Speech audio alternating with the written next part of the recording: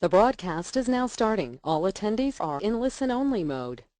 Welcome to the Syncfusion webinar. Learn how to transform 1 billion records of data into a user-friendly dashboard. My name is Marisa Keller-Outen. I'm the Director of Business Development here at Syncfusion and your moderator for today's webinar. Our presenter today is Daniel Jebaraj.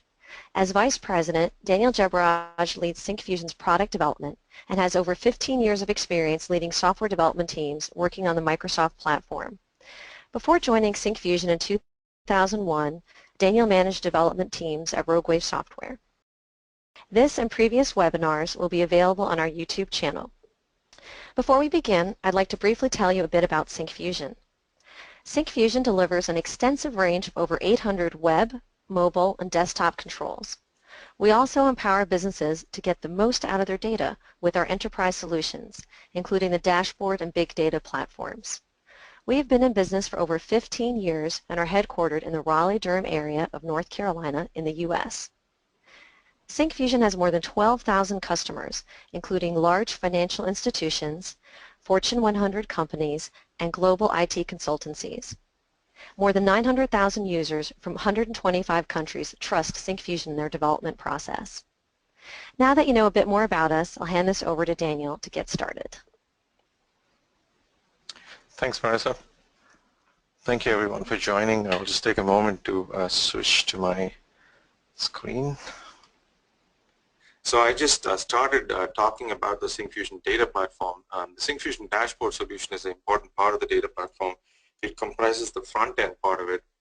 We also have a back-end part of it, the Syncfusion Big Data Platform, and we also have tools that helps you transform the data from your existing data sources into a form where you can store them and consume them and share them with your stakeholders.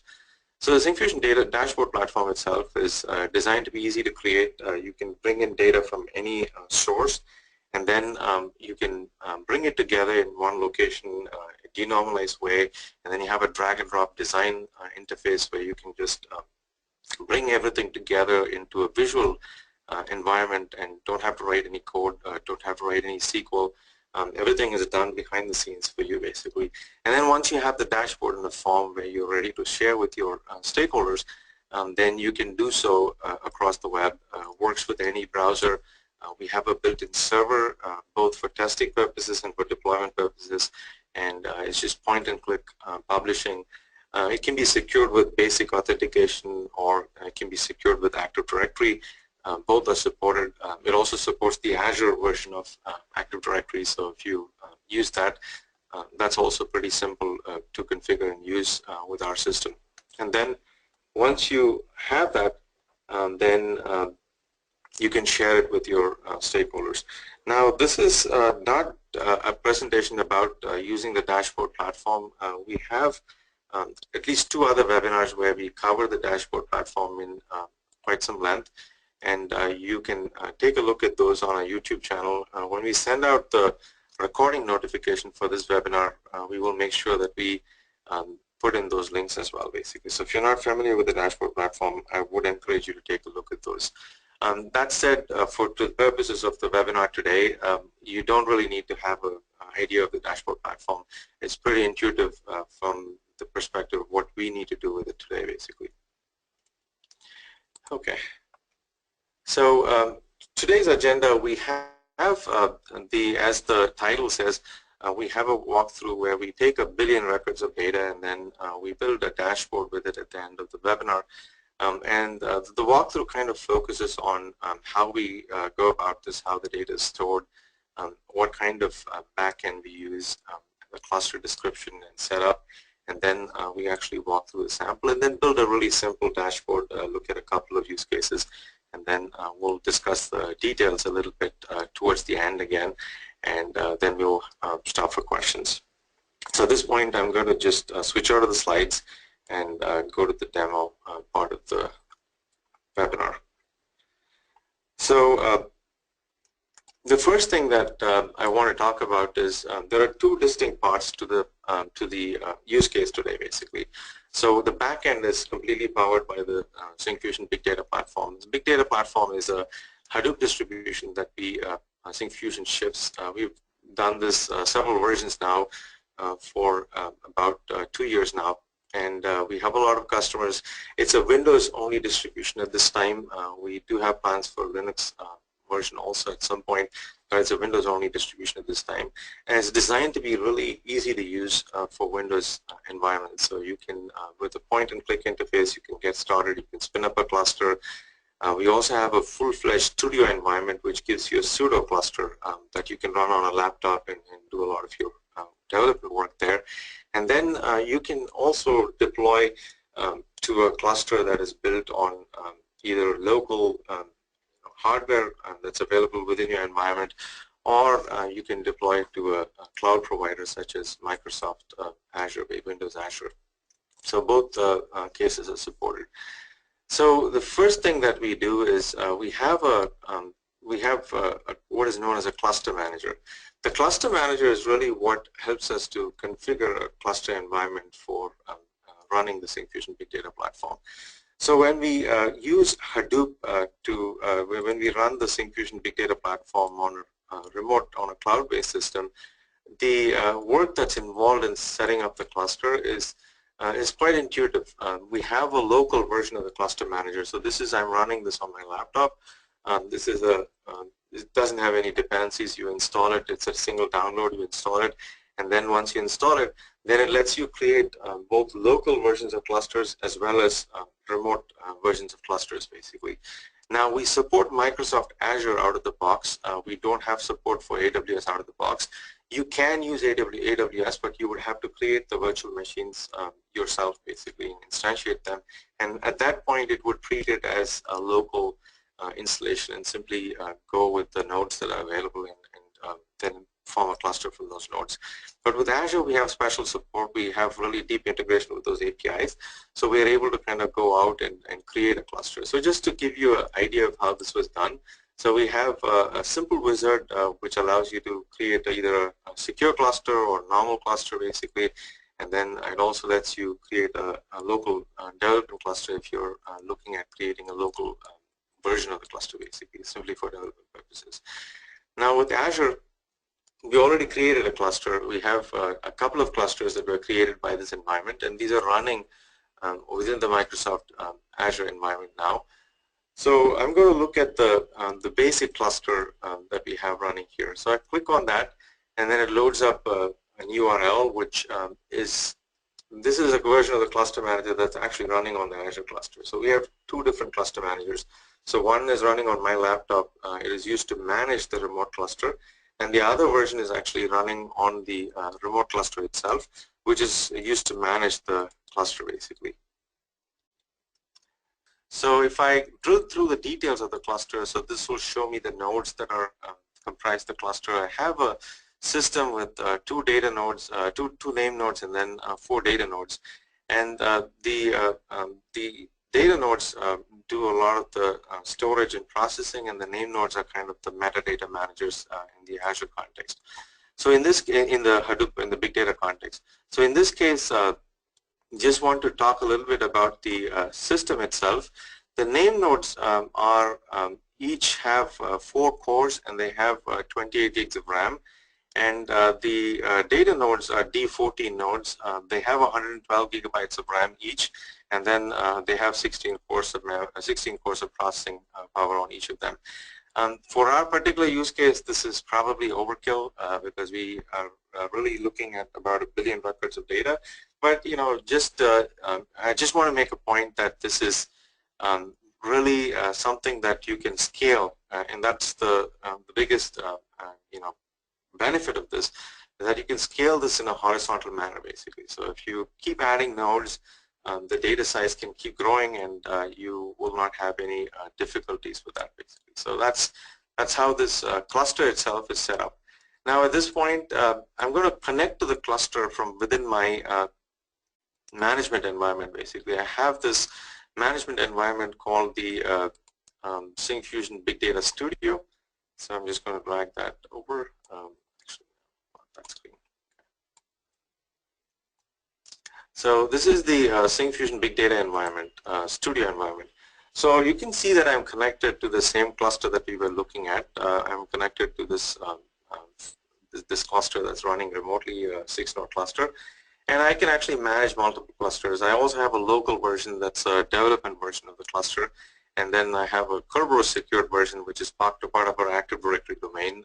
But this one is secured with basic authentication, and I'm connected to it. So you can see the tabs here. I can go in and look at the HDFS file system. I can look at the Hadoop command shell.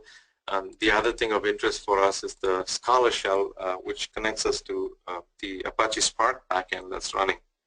So let's talk a little bit about the data that we're going to use for the presentation today.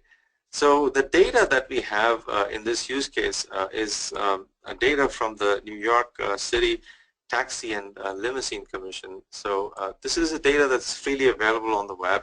We will again post a link as part of the presentation notification email, and you can download these data files by month basically. So you have data going back to 2009, and each of these files is about 2 gigs. I have one of these files open here in my text viewer, and you can see here at the bottom there's about 1.59, 1.6 gigs, and it has about 10 million lines of data basically. So I can go up and down just to get an idea of the data. It's if I just scroll basically, I can just scroll up and look at the header fields. So you can see that it tracks the vendors, the pickup time, the drop-off time, basically records taxi trips, passenger count, the trip distance, some geolocation information, and also the fare, tip amount, tolls, and so forth basically. So it's a pretty straightforward data set to work with, and there's a massive amount of it, and you can really download it and put it on a cluster and then start working with it, which is what we did. So we downloaded all of this information, and then what we did essentially was we created a folder, and I just have a sample here. I'm just going to drill down into the folder and show you the sample. So I have this trip data that was downloaded, and I uploaded this data. So I uploaded all of the files that are involved into the system. And once they were uploaded and available as part of the HDFS system, then the next step that we had to do was to really create a table out of them. And to create a table out of them, you have this notion of, I'll just show the actual code that is used. So this is the command line to copy that data basically, but you can also use the visual interface to do that, or use the command line. It doesn't really matter. And then once you have it there, then all of this data is in this folder called sparse SQL demo. I just have one file there right now because all of the other files are already part of the table system that we set up before the presentation. And then in order to go in and create a table, I issue a SQL command. So this is the Spark context, and then I issue a SQL command. It's kind of like SQL DDL. So I say create table, I call it NYC trips, and then each of these fields is basically directly mapped to the data in my CSV files. The only different thing basically in this case is that I specify that my data is in a format where each row is simply delimited fields separated by a comma basically. So telling the system that I have a bunch of comma separated files. So that's really all that's involved with creating the table. So once you do that, if you go back and look at the Hive system, which is where the metadata is stored, I have to go and look at the Hive user in order to see the physical files. So I can simply look at that here on the system. There's a warehouse folder, and then under that I have a NYC trips folder, which actually has all the files basically. Okay, so it's pretty straightforward. You can see all of the files that are available in the system here. And then once I do that, I'm going to talk about what we did to partition the data. But before that, I want to take a little bit of a detour, just a 5-minute detour, to kind of explain a little bit about the structure of how Spark works, because I think that information is important to understand partitioning and possibly some performance issues and how we can get good performance when you're working with such a system and tuning it. I think a fundamental grasp of those techniques is important. So let's just go back to look at the Spark interface, the Spark environment. The Apache Spark is a a cluster computing environment, and it is not directly dependent on the Hadoop environment. It is by itself. It can run on other cluster computing environments such as Mesos, and it also even has its own cluster environment that you can use basically. But it's often coupled with the Hadoop environment, and that's really what we have here. We have Hadoop provides a number of things that Spark can kind of piggyback on. So two things that are important for Hadoop, for Spark. One, we need to have a distributed storage system basically. So Spark can work with that and process data in a parallel manner. Hadoop, as you know, provides that with the HDFS system. So we take advantage of that, and Spark is able to make use of that.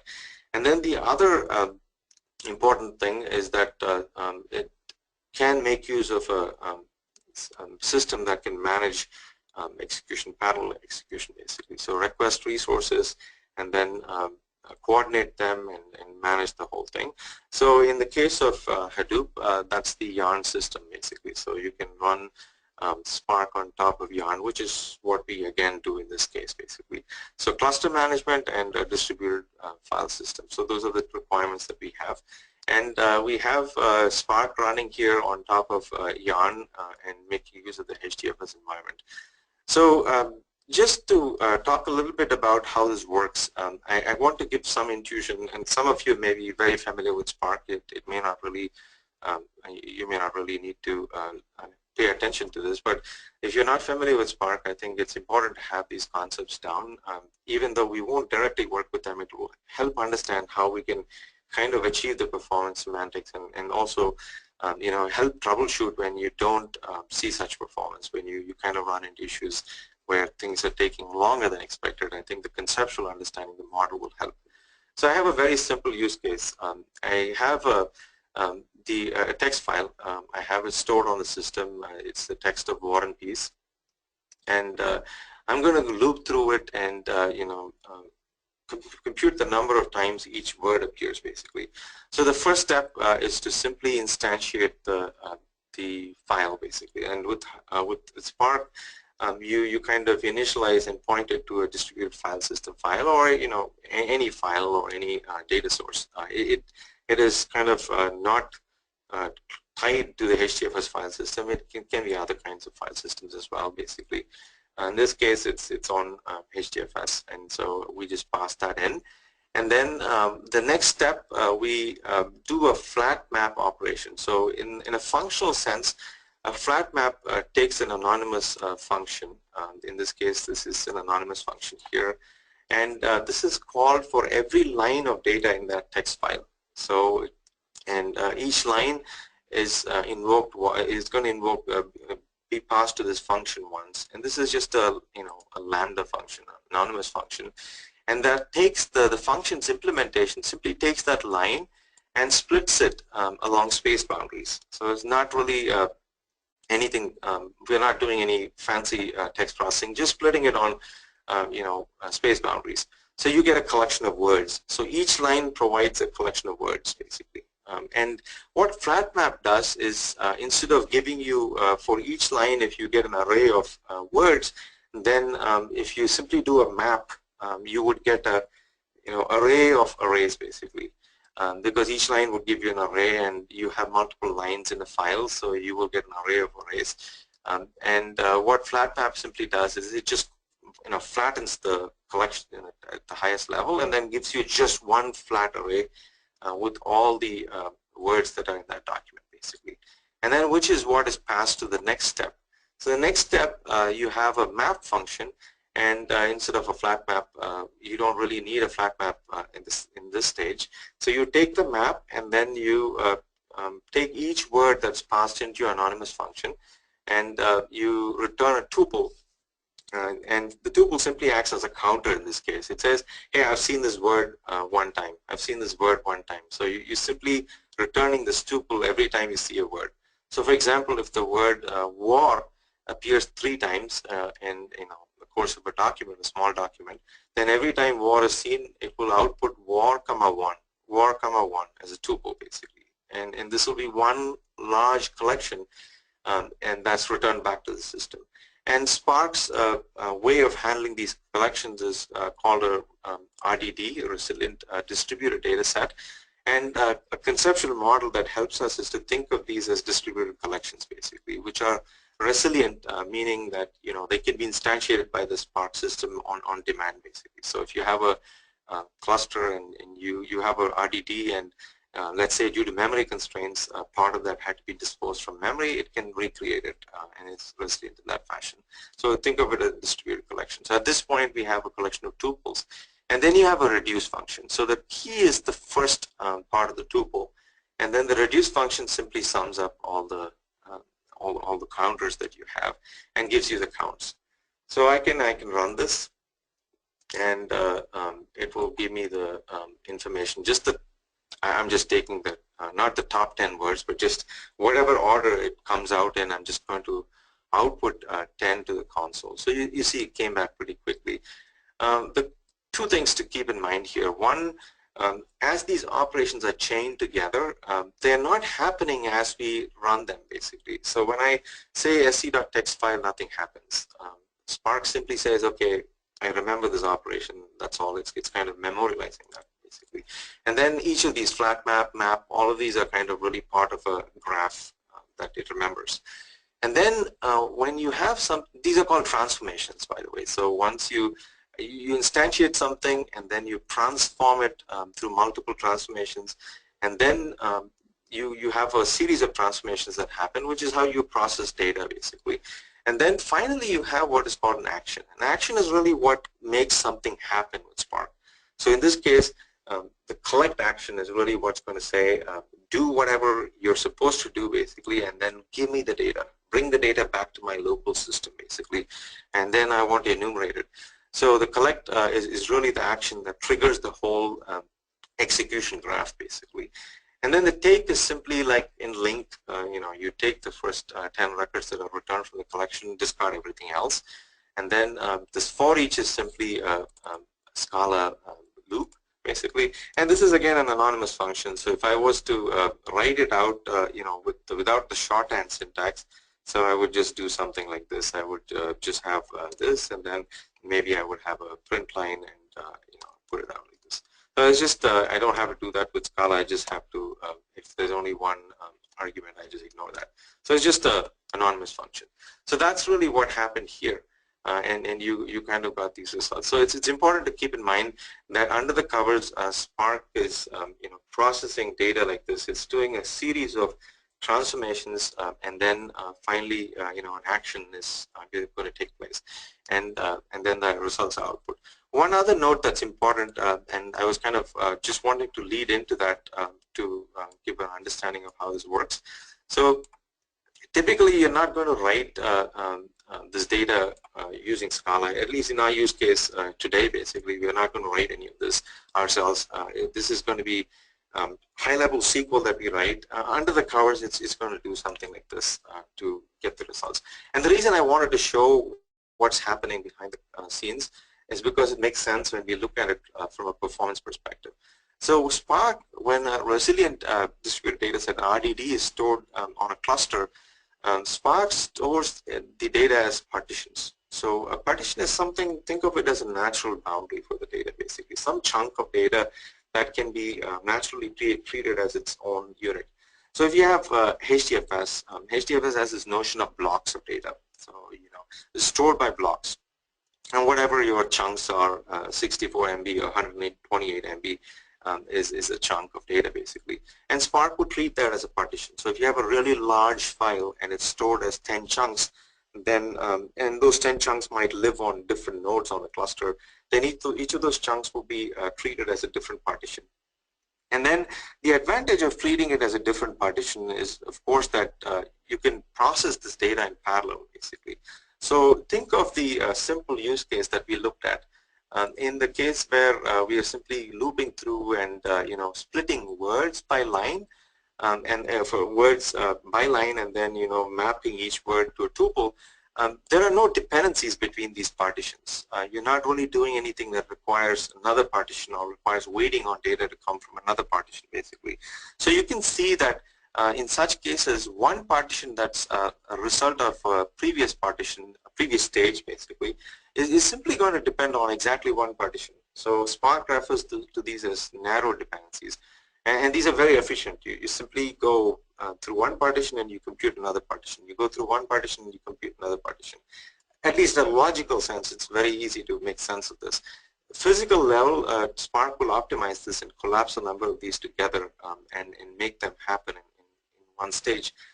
But we don't need to go into those details. But just at the logical level, one partition depends on another partition, and all of these can be computed in parallel. At least that's the first two blocks. Now you have certain kinds of operations that are not so simple. So those operations are grouping operations, any kind of reduction operations and so forth. And it's logically, if you look at the way grouping works, it makes sense.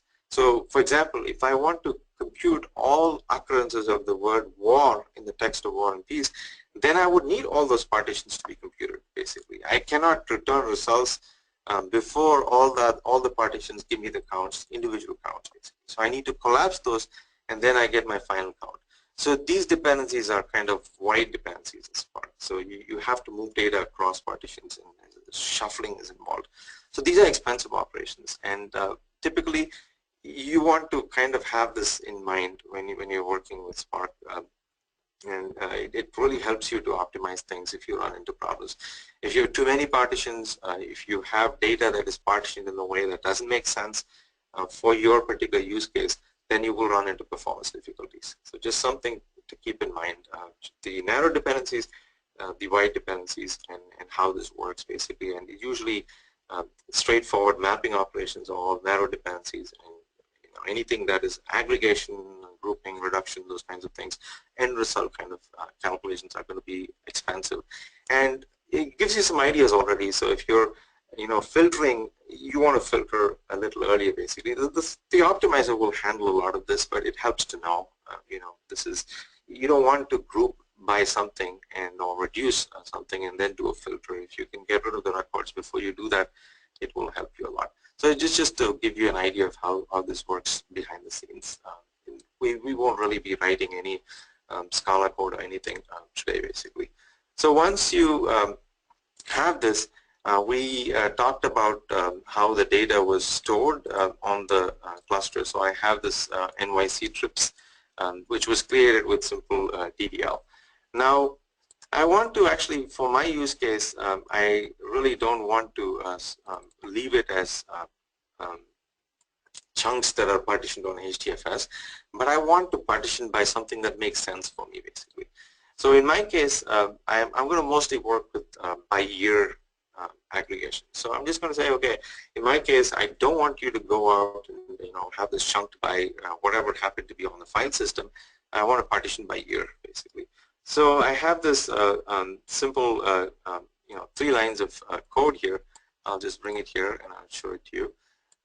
So the code simply says I have a SQL query that selects everything that's in the New York City trips database, basically the table, flat table. And that table is the whole thing with the billion-plus records that are there all across all of those CSV files, which is part of our metadata now, basically. And then I'm going to repartition it, and I'm going to repartition it by the year of the drop-off date time, basically. So I'm just going to say, hey, forget about how this was stored before.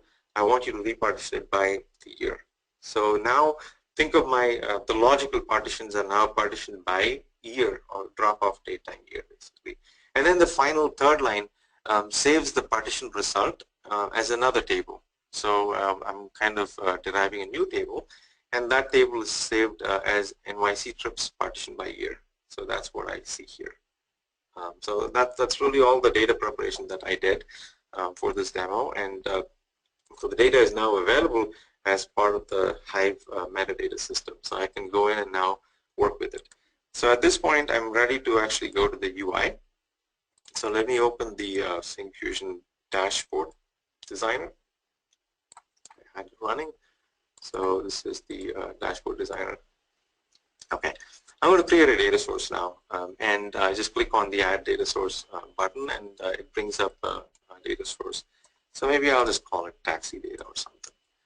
And then I'm going to now drop down and choose the data source that I want to connect to. So in this instance, you can see that all common data sources are supported. I can connect to SQL Server, Analysis Services, Postgres, all those. But in this case, I'm going to connect to Spark SQL. And actually, I should connect to Spark. Okay. So now it asks me for a few parameters. The one thing that I should change is I know my port is 8008. I'm running on an Azure cluster where I have it configured to expose the Thrift interface as on the 8008 port, basically. So that's something that I need to change. I need to put in the actual fully qualified domain name for the server. And then I'm going to use authentication, so I'm just going to have to put that information in as well. So I'll just put that in. And then I'm going to test the connection. So if you've done similar work with the dashboard with SQL Server, it's really not anything different that you're doing here. I'm just going to select the database. I just have one store, so I'm just going to say default, and I'm going to say connect. So it's now going out and fetching schema information. It's come back right away. I have the tables now visible to me, exact same manner as with other SQL-based systems. So now I have both my NYC trips and my NYC trips partitioned by year data source. So I'm going to drag and drop the NYC trips partitioned by year. So it takes a few seconds to bring it on to the canvas. So it's interrogating the source, finding out the metadata, and also bringing back some sample data, basically, so I can see what's there. And I have this now available for an actual dashboard to be created. So I'm just going to create a very simple column chart first, and I'll come back and put in a filter, so we'll see how this performs. So I'll bring in a column-based column chart. So I'll let it initialize. I'll resize it so it covers a few of my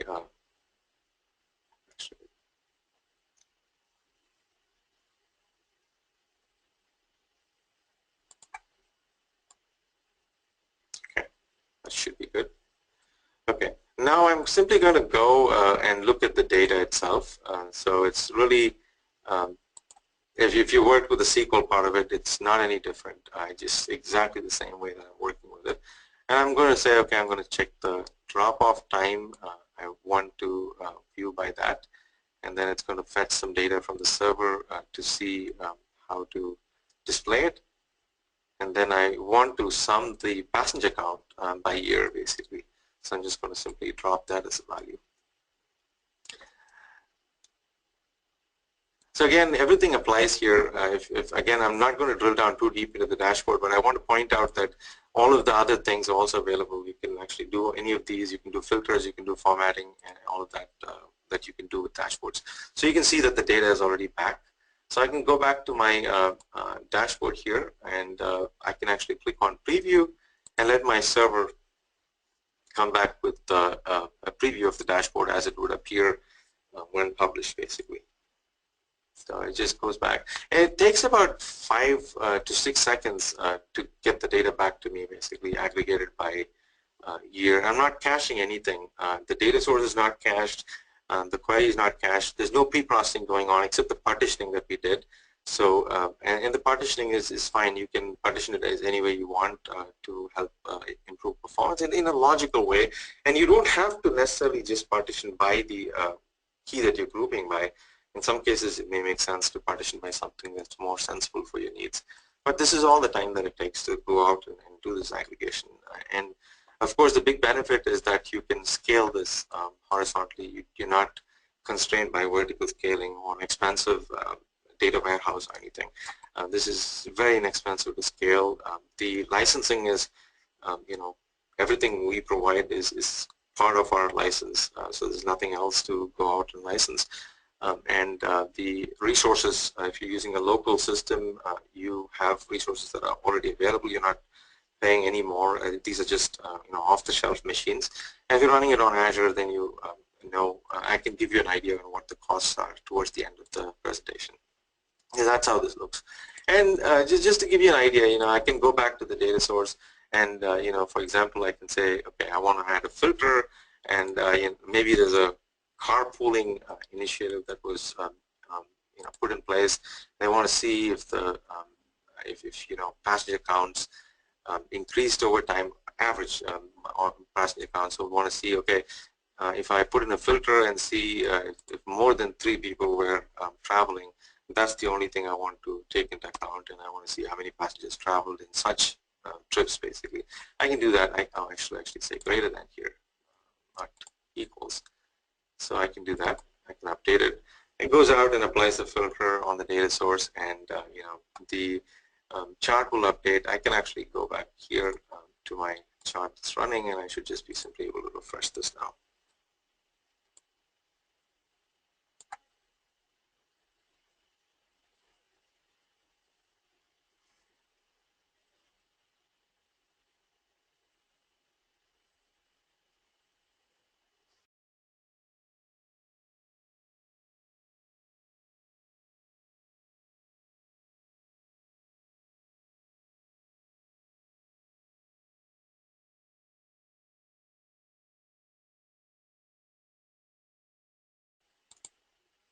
Maybe my chart.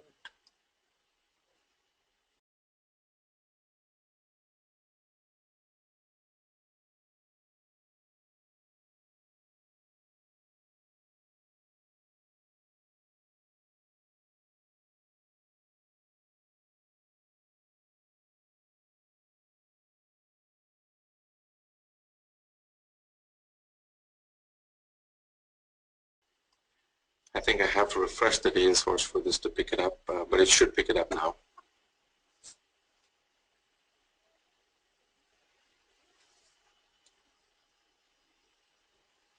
Just give it a few seconds to load. So you can see that the numbers are different now. It's much lower than it was before. Okay, so that's how this works. Then it's back to you, Marissa. So we'll be back for questions.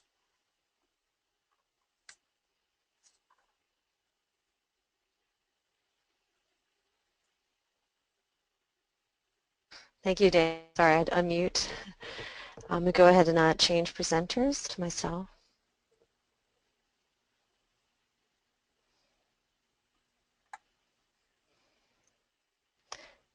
Great. Well, Daniel goes ahead and prepares for the Q&A. I'd like to mention our community license. For smaller companies with revenue under $1 million US, all Syncfusion products are available for free. That includes all of the controls in Essential Studio, as well as our enterprise solutions. We have plenty of customers who have built their businesses starting with our community license, and we're always happy to help with sharing more community licenses. For those who do not qualify for the community license, let me introduce you to our flat license. Our flat license eliminates compliance and licensing headaches by making sure everyone who needs a license has one, including third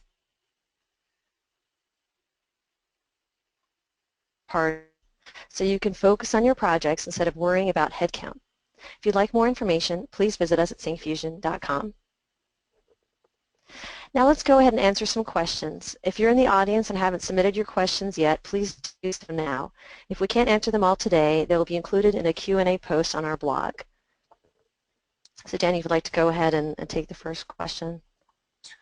Thanks, Marissa. So there was a question about attempting to install the cluster agent on Windows 10 and getting a message that it can be installed only on Windows 7, 64-bit. I'm not sure how that would come about. We've supported Windows 10 since the first release. The demo, everything was on Windows 10. So I'm guessing it's an edge case scenario. So if you contact support and log the details, then we would be happy to address that for you.